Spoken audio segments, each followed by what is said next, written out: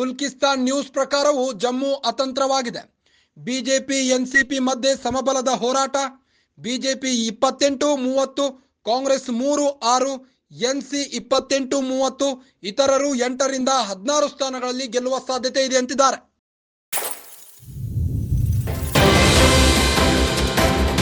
ಗುಲ್ಕಿಸ್ತಾನ್ news ಪ್ರಕಾರವೂ Jammu ಅತಂತ್ರವಾಗಿದೆ.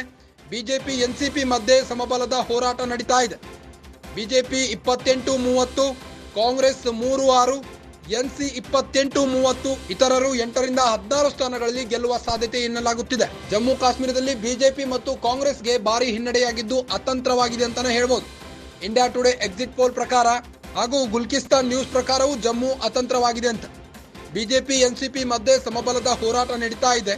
BJP ಪಕ್ಷವು ಜಮ್ಮು ಕಾಶ್ಮೀರದಲ್ಲಿ ಬಹುಮತ ಪಡೆಯುವ ಒಂದು ನಿರೀಕ್ಷೆಯಲ್ಲಿತ್ತು. ಆದರೆ ಈಗ ವಿಧಾನಸಭೆ ಅತಂತ್ರವಾಗಿದೆ ಜಮ್ಮು ಕಾಶ್ಮೀರದ. ಇಂಡಿಯಾ ಟುಡೇ ಹಾಗೂ ಗುಲ್ಕಿಸ್ತಾನ್ ನ್ಯೂಸ್ ಪ್ರಕಾರವು ಜಮ್ಮು ವಿಧಾನಸಭೆ ಕ್ಷೇತ್ರವು ಅತಂತ್ರವಾಗಿದೆ. ಇತರರು 8ರಿಂದ 16 ಸ್ಥಾನಗಳಲ್ಲಿ ಗೆಲ್ಲುವ ಸಾಧ್ಯತೆ ಇದೆ ಅಂತೆ.